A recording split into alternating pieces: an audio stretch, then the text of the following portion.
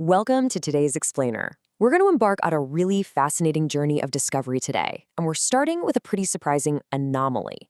I want you to picture this. Imagine a global technology giant, a company whose products are literally the beating heart of the modern world, pausing its top-level administrative duties simply because of a local storm. It sounds completely counterintuitive, right? I mean, why in the world would a multi-billion-dollar operation just stop for a weather report? Well, the answer to that question is actually going to unlock a much, much bigger story for us. So let's dive right in. So just recently, the world's most critical chipmaker, TSMC, delayed a major monthly sales announcement. And the reason? A typhoon holiday declared by Taiwan's Personnel Administration.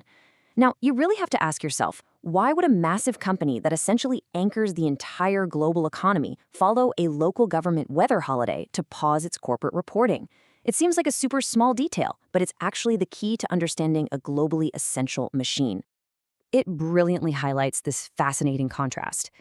See, while the quiet, closed government offices were tracking the typhoon, the relentless 24/7 hum of the semiconductor workshops never actually stopped.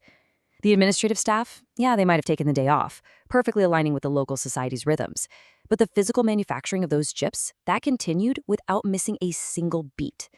To really grasp how this dual reality exists, we first need to understand what these specialized workshops actually do.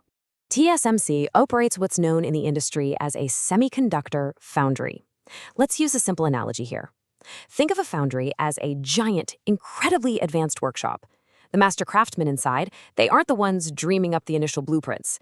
Instead, they take incredibly complex, highly customized orders from brilliant designers all over the globe. Then, they use their meticulous skills to physically build those designs. We are talking about a staggering level of precision here. It's literal craftsmanship on an atomic scale. Section 1. Taiwan's interconnected society. To run a global workshop that complex, you can't just rely on really good machines. You need a deeply interconnected and highly organized society. And Taiwan possesses these incredibly structured foundational institutions. Take the Director General of Personnel Administration, for example. They manage civic protocols, like those typhoon holidays, keeping the labor force coordinated and, most importantly, safe. Right alongside it is the Department of Household Registration, which creates a unified foundation for all its citizens. These aren't just boring bureaucratic offices, you guys. They're the synchronized gears of a society that truly moves as one. Section 2. Building the Silicon Ecosystem. Now, a unified society alone isn't going to magically build microchips. You need a very, very deliberate focus. We hear the term industrial policy a lot, and honestly, it usually sounds like dry government rules. Let's reframe that. Think of industrial policy as the physical and metaphorical roads, bridges, and rivers that connect brilliant university minds to sprawling, productive businesses. It is the deliberate routing of resources, money, and talent to create a perfectly balanced environment where technology can just absolutely thrive. And the absolute cornerstone of that industrial policy is the Industrial Technology Research Institute, or ITRI for short. This is the brilliant research hub of Taiwan. If you look at their project directories, they focus heavily on 4 vital areas: smart living, quality health, a sustainable environment, and what they call intelligencization, which includes the bleeding-edge realms of semiconductors, communications, and AI. It's kind of funny. It actually started in the 1970s with a pretty simple vision, and now it acts as this massive super incubator where global breakthroughs are nurtured. The guiding principle here is super fascinating. As ITRI states, multidisciplinary innovations drive industrial development. This captures their core philosophy perfectly. They absolutely refuse to operate in isolated silos. They combine totally different scientific fields, mixing biotechnology with AI, or material science with semiconductors, to push the entire island's industrial capabilities forward. By sharing these multidisciplinary innovations, they lay the fundamental groundwork for local companies to eventually take these ideas to the global market. So, once all that brilliant research is nurtured, it needs a physical place to grow, right? Enter the Hsinchu Science Park.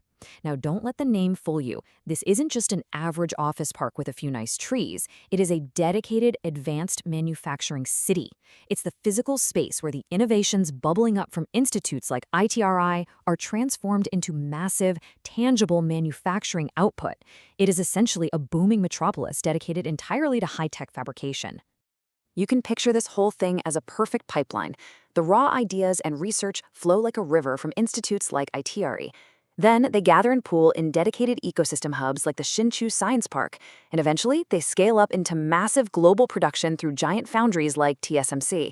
It's a meticulously designed ecosystem of innovation where literally nothing is left to chance. Every single step of the journey is supported. Section 3. Powering the AI economy. Let's zoom out for a second. How does this localized, highly organized ecosystem actually impact you and me? Well, the answer lies in how it's currently powering the entire globe's transition into the AI economy. Just take a look at the schedule from Stanford University's prestigious Computer Systems Colloquium back in the spring of 2023. The world's top tech minds were discussing collaborating with ChatGPT, the impact of generative AI, and highly specific sessions like NVIDIA's H100 GPU. The global demand for AI right now is just staggering. The engines driving this new generative AI era, like those NVIDIA H100 GPUs the Stanford experts are endlessly analyzing, require an unimaginably complex level of computing power. Designing these chips is a monumental task of human ingenuity. It takes thousands of engineers years to conceptualize them. But here's the thing. A design on a computer screen cannot process an AI prompt. It has to be physically, flawlessly built out of raw silicon. And that brings us right back to our master craftsmen. The global demand for AI computing power relies entirely on the highly skilled workers at TSMC to actually manufacture these vital, incredibly complex components. Without the workshop, the blueprint remains just a blueprint. All the incredible AI tools we're using every single day, they are quite literally forged in these specific foundries. This is the ultimate partnership shaping our era. On one side, we have these global AI designs springing from brilliant minds at institutions like Stanford and companies like NVIDIA. But on the other side, the physical realization of those world-changing designs relies entirely on Taiwan's interconnected manufacturing ecosystem. ITRI does the underlying research, Hsinchu Science Park provides the specialized city, and TSMC builds the actual product. It's a beautifully symbiotic relationship. And what's truly inspiring is that this ecosystem isn't just resting on its laurels. Experts are already looking ahead. As this quote from ITRE's IKView publication points out, AI computing power surges create massive heat and energy demands, so they are actively researching extreme cooling technologies. They're pushing a dual-track approach to ensure that as they innovate the computing process, they are also leading a green transformation for sustainable data centers. They're already out there solving tomorrow's problems today. Section 4. Understanding Taiwan itself. We've covered a whole lot of ground today, moving from a local weather report all the way to the cutting edge of global artificial intelligence. I want you to really consider what we've learned from looking at how this single, wildly successful company operates. How does a company achieve this level of unparalleled global importance? How does one island become the indispensable workshop for the entire future? It achieves it because it is supported by a deeply connected society. TSMC's position as the foundation of the global AI economy is the direct result of a deliberately crafted industrial policy. It relies on highly collaborative research hubs like ITRI and really robust civic institutions that keep the population working safely and in sync. It literally takes an entire unified society to build a global technological anchor. Ultimately, you just cannot separate the miracle of the company from the infrastructure, the culture, and the research rivers of the island it calls home. They are one and the same. Understanding TSMC is really about understanding Taiwan itself. The success of the foundry is a direct reflection of the society that built it. A simple headline about a typhoon delay might seem kind of trivial at first glance. But as we've seen today, if you follow that thread, it actually reveals the beating heart of global technology and the incredibly complex, interconnected society that sustains it. Thank you so much for joining me on this explainer. As we watch AI reshape our reality, we have to ask ourselves, what other hidden societal ecosystems are quietly building the infrastructure of our tomorrow? Looking beyond the headlines helps us understand how the world really works.